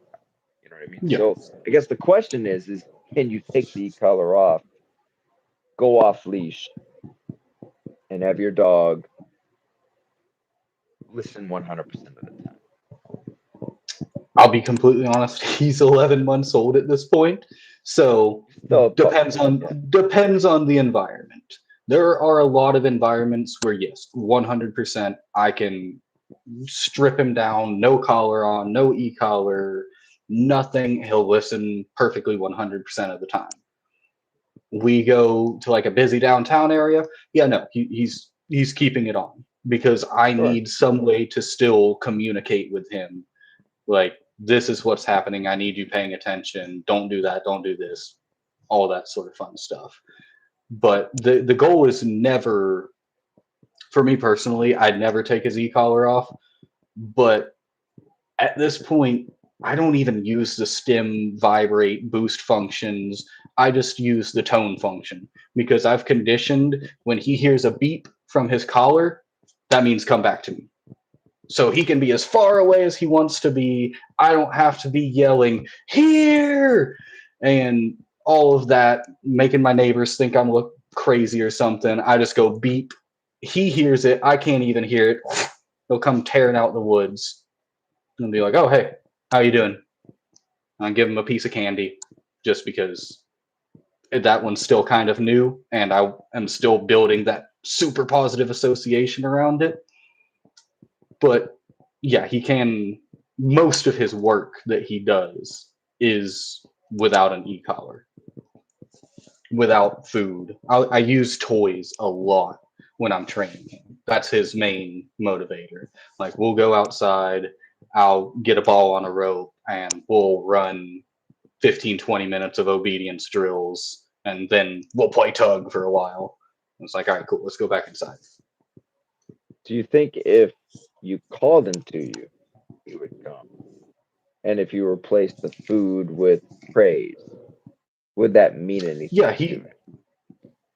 So the way I actually trained the beep recall is with toys because that's his strongest motivator. Uh, but he does have separate. He has a vocal recall and a beep recall. They're both rewarded and built the same exact way. One's just here, the other's a button. But I he guess responds to both equally. the question is, would you prefer him? Would you prefer it that you were the strongest motivator rather than the toy? Well, so that's where it gets really fun because the toy alone isn't fun to him. If I were to just drop that ball on the rope and then walk away, he's going to pick it up, run to me, and shove it into my belly. He's going to say, "No, play with me. I want to fight." Because he's a So very conflict driven dog. is he He demanding loves that you to play with fight. him? Is he In a way, demanding? yeah. Yeah. Okay. Yeah, see, I wouldn't give in to that demand. I'd be like, Oh, I calm down. reinforced the shit out of it. Oh yeah, I wouldn't. Well, okay. I want to point something out though, Shane, and I don't take it personally, but if we go back to the reactive issues you have on the leash, do you think Hmm. there's a through line here? If I give in to my dog's demands and I let my dog make decisions and these just little details that you've mentioned, could that contribute to your dog being reactive on the Possibly. I won't lie that there's a possibility there. But leash? Yeah, another no, it's a big very honest thing, thing. It's a very honest thing to say, man. I appreciate that. he is a herding breed, you know. So, and I use reactivity loosely. I'm not talking about like he's not the type of dog where we're walking down the road and he's gonna throw his hackles up and start charging at Okay, some other dog or okay. something. No, he might just like go into herding mode, drop his head low, start staring at ankles and be like, "You want me to try to move that thing?" And I'm like, "Don't move that thing." And then sometimes he's like, "I'm gonna move that thing," and I'm like, "Don't move that thing." And he's like, "All right, fine." I But got you. I got you. that's why having the distance really helps so that he can try to sort of almost run up and try to move them like they're cattle or sheep or something. And he's like, "Oh, they didn't move." Anyways, it's just, but yeah, definitely giving him decisions and that decision making power. I'm not going to say that it doesn't make him reactive. Like, of course, any dog, you give them enough decision, you give them enough authority, they're going to be like, "I'm going to do this." But They're gonna he's act at a on it. point where it's like, "Do you want me to do this?" And sometimes that gap between do you want me to do this and I'm going to do this is very, very short. It can So be. giving Yeah, him more definitely. time to make that decision. Definitely. Yeah, I just see that whole process as being like because I'm not against letting a dog make decisions. To me, it's Mhm. just to me that's to me that's the in the end. Like I work in a particular way to get the dog off leash, and then when the dog demonstrates it's going to operate, the decisions it makes is only going to be within the authority that I've established. All right, make all the decisions you want. That's cool. You know what I mean? Because then it's still always looking to me for permission. Like, I want to do this, Yeah, but hey, is it cool with you? And then I could say yes or no. You know what I mean? So then yeah, we can prevent problems from that.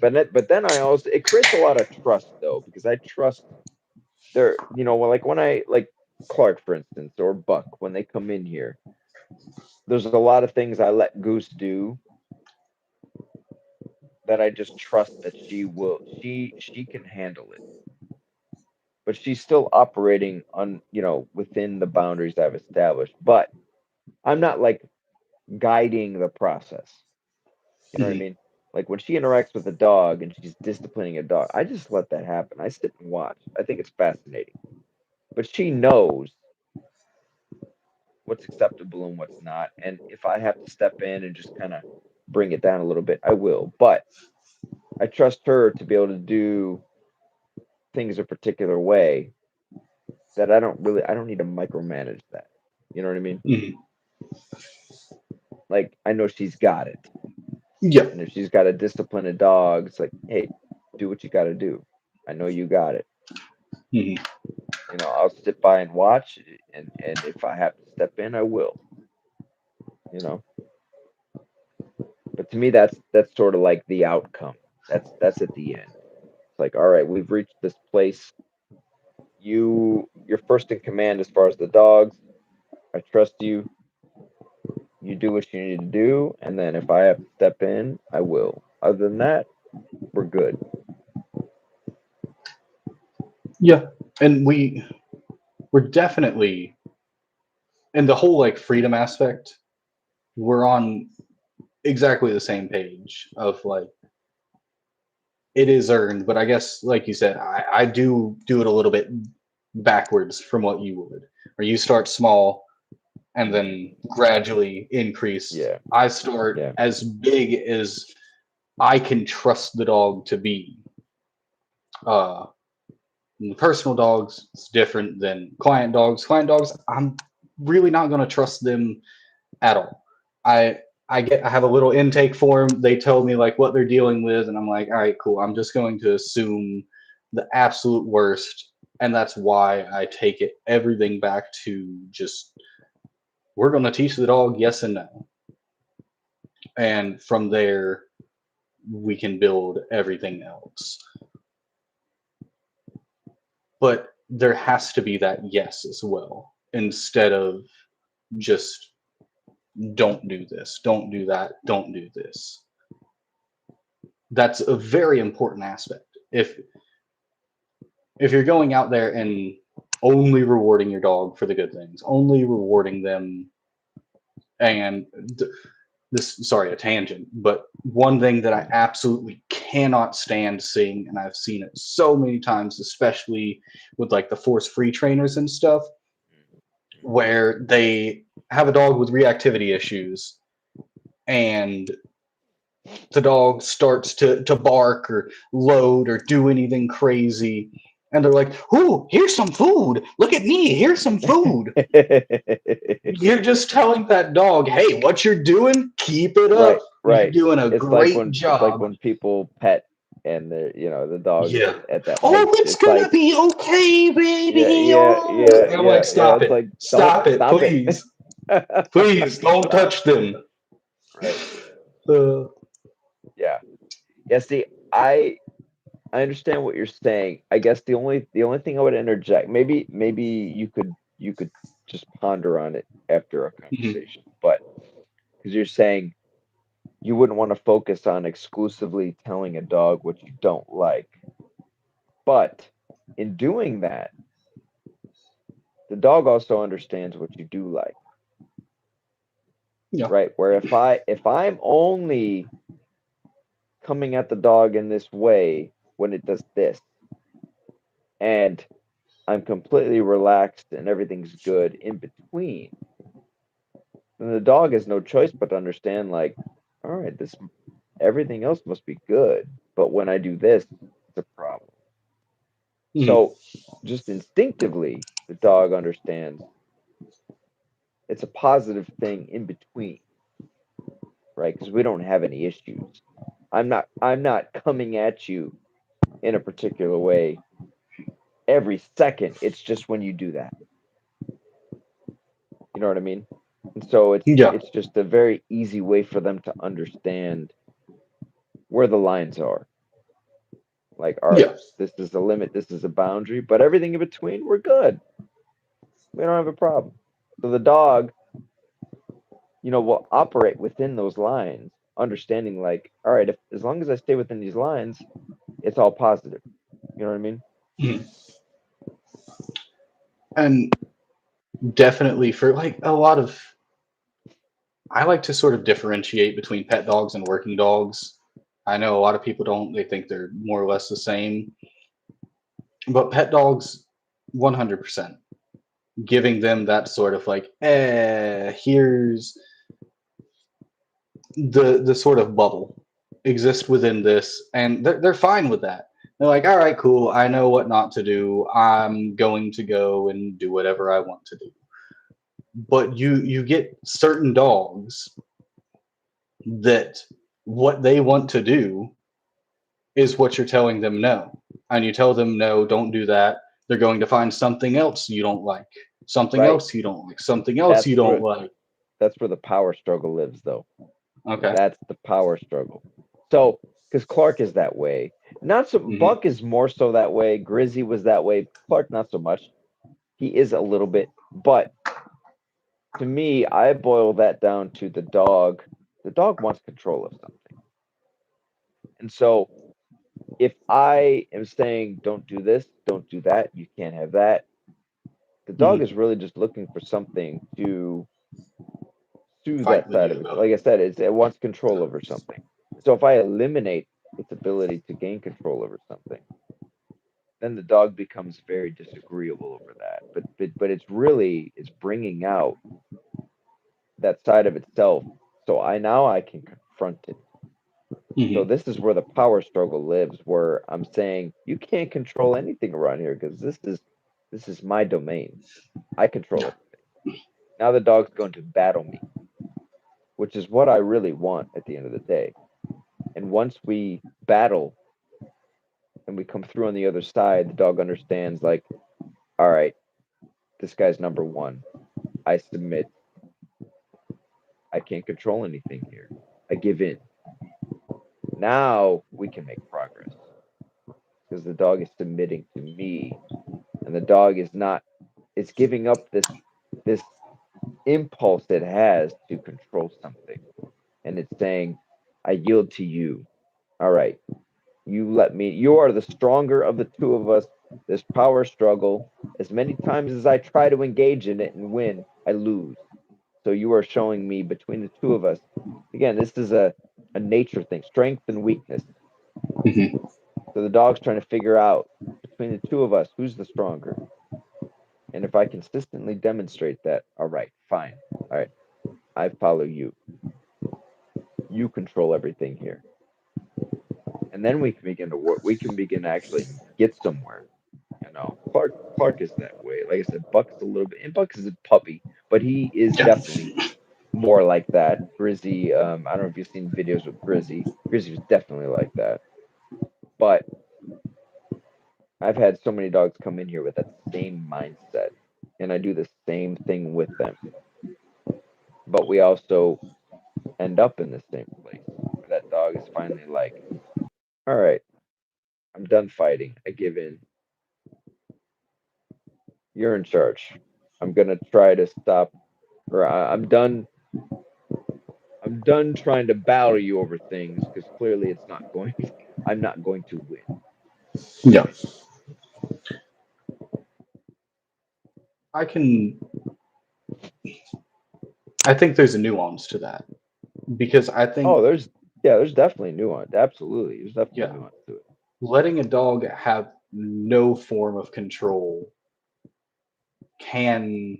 I don't have any scientific study to prove this or anything. I'm sure something out there has done something similar, but a dog having no form of control has got to be, in a way, detrimental to them. Like if I give my dog a bone, yes, I know I can take the bone from him, but I'm not going to take the bone just to prove a point to him that I could take this bone. Like that's Right, not a power struggle that right, I want to engage in. right, It's like that's yours. I gave it to you. right. I agree I with that. like I agree to with that. reserve that sort of conflict and use possession in training. Like you're gonna you're gonna fight, you're gonna be crazy, you're gonna do whatever you want. Here's your object. Here's your thing. Let's fight for it. And I let him win 99% of the time. We're fighting, boom, he rips it out of my hand. Comes over Oh, to see, me, I shoves wouldn't. it back Yeah, into me, I and wouldn't do says, that. let's go again. Let's go Like we again. ain't winning. We ain't win.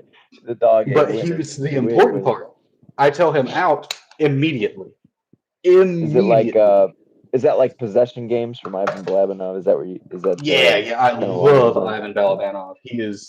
He's one of the greats I look up to. Him and Michael Ellis. I've learned so much from them.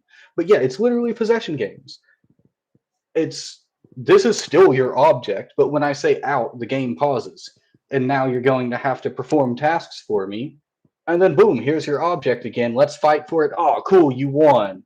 And then boom, smacks it into your belly again, says, let's go again. We're going to fight, we're going to fight, we're going to fight. Oh, you win. Good job.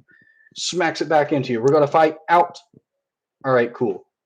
Now we're going to work again. Yeah, see, I see it. I see it. I agree. I agree with you. Okay, I'll tell you what I agree with. I just see it totally different because I've watched Mhm. Ivan's possession games and I know what he's getting at with it. And Ivan does have an understanding of hierarchy. I think he's trying to work within that, and Yeah. I respect that. Um, I just see it a little different where I want to communicate to the dog, I control this. You're not going to fight me for it. But once you show me that you're going to respect that, you can have it all day long. Like, I agree. I'm not going to, if I give a dog something, I'm not going to come take it. Now, unless, like in Buck's case, yes, we're working through something. We have kids in the home. Yeah, yeah, I don't like doing it. I don't want to take shit from a dog I've already given it, but yeah. we're Hmm. trying to prevent kids from getting bit. So in that context, all right, we're gonna do that. Yeah. But normally, like when I give Goose stuff, it's hers. I'm not gonna take Yeah. it from her. You know, Hmm. if I give Clark something, I mean, it's same situation. We have kids in the home. I'm gonna work through those things. But if I give a dog something, like it's yours, take it. I'm not Yeah. gonna be a dick and just take it from you for no reason. So I agree with you there. It's yours. Hmm. Um, but for me, the control comes first. Like I want you to show me that you understand this is mine first. And if I did come Hmm. take it, you're not going to battle me over it. You're not going to assert yourself to me over it. Um, but I'm also not going to come in and just take it every 5 seconds just to be an asshole. Yeah, Like yeah. you know what I'm saying. Um, so I want to see those things first and then give it. Unless we're working through a serious issue with Clark or Buck, Yeah. then it's a little different. But I also don't want my dog making demands of me where it's like it's pushing it into my chest saying, let's keep going. It's like, no, no, no, no, no, no, no. Respect the boundaries. Don't demand it from me. And you can have it all day long. And I share my food with Goose too. It's the same thing. Like Hmm. she comes, like if I'm eating something, she'll patiently wait. And she's like asking, yeah, whatever. I'll share my food with her. But she's not demanding it from me. You know what I mean? No. Yeah. I I will say, like, for one, with his ball and rope, that doesn't come out unless we're training. So like Mm. he had an issue because me and my wife just thought it was incredibly cute. When we were eating, he'd occasionally come and like lay his chin on us, and it's like, oh, that's adorable. Let me give you a piece of Yeah, food. And then Goose does that too. eventually It's he got to hilarious. the point where he's like shoving our arms up, like, "Hey, give me some food." And I'm like, "No, Right, no, no, no, no, no, right. no, no, no, no, no. We don't. Yeah, no, no, no, no. That's Yeah, this is not the place for that. You yeah, stay we don't down do that. there. I'll give you a piece of food when I'm ready." So we had to Right. fix that. But it's one of those things when we're training, I want that because for me that shows me like he's super engaged, he's enjoying the process. He doesn't have access to that toy outside of training. So it's one of those things where I chuck it across the yard. I want you to bring it back to me, and I don't want you to just like stand in front of me and drop it. I want you to look me and be like, let's fight. Like, and I'll Yeah. go real crazy with him. It's why I like training in high drive. I don't know if you've watched any like IGP dog sports and stuff. A Uh, little bit, a little bit, yeah. yeah, I love IGP. Gotta go IGP to the and bathroom French real Ring, quick. both are super fun to watch. But I'll actually use stick hits with my dog when he's on the tug, and it just makes that conflict so much more real for him, so much more like I'm really fighting you, and he loves it. It makes training so much easier because that is such a strong motivation for him. Conflict in and of itself, but it only works as long as I can say out. Mhm. If he doesn't out, then the entire thing's broken. Like if he ran over to me, shoved it into You my gotta go to the belly, bathroom. I know, I know. yeah, No, no. Finish up, and then I'm gonna end it. I think Clark's gotta go to the yeah, bathroom. yeah, Yeah, you're all good. I gotta get my guy out as well. yeah, you're good. Go ahead and finish up what you're But saying. but yeah, if he slammed it in my belly and I told him to out, he's still going to out it, and he's just going to stare at it and be like, "Are you going to pick it up?" But also, if I haven't told him to out it and he's chewing on it for some reason because he didn't listen to me, and I go to try to grab it without me telling him out, he'll resource guard it 100%. He will not necessarily snap at me or anything like Mhm. that, but he'll grab it and jerk away. He'll be like, this is mine. But I say out, now it's mine. No, that is important. If you can verbalize Yeah, something and get him to release it, um, that's crucial to me. It's like, yeah, um, because you have dogs where they'll wait patiently for something, but once they have it, yeah, it's a different story. So if you can still take it, but also even when they have it, if you can engage with them and hmm it not be a problem, really that's the most important thing to me. Yeah, you got to yeah, go out too, Goose. I think yeah. I think they both got All to the go dogs outside. need to go out now. They all got to go out. Yeah. Yeah, but uh, Yeah, no, it's great conversation, Shane. Yeah, I yeah. think we're really happy to have you on. Oh, yeah. Thanks for And having me. yeah, absolutely, man. And anytime I have a discussion like this, it's not even if it is centered around a disagreement or debate. The goal is Hmm always to have productive dialogue and a respectful disagreement. Yeah. So I appreciate you coming on and us being able to discuss things like Oh, adults. yeah.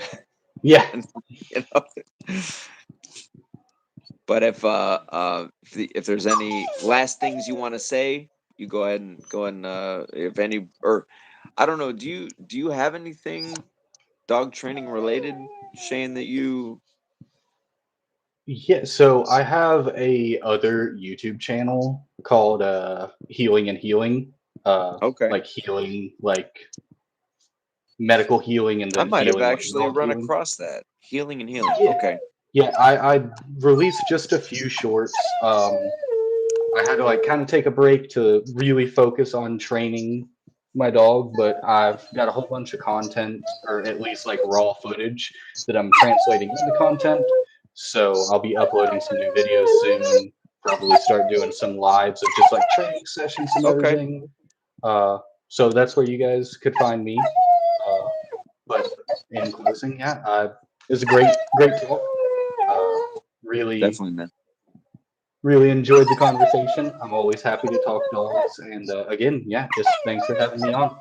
You're welcome, man. Yeah, and everybody go check out Healing to Healing. I think I've seen your channel might have popped up in my feed one time. So that Yeah, sounds very familiar. But I'll go check it out.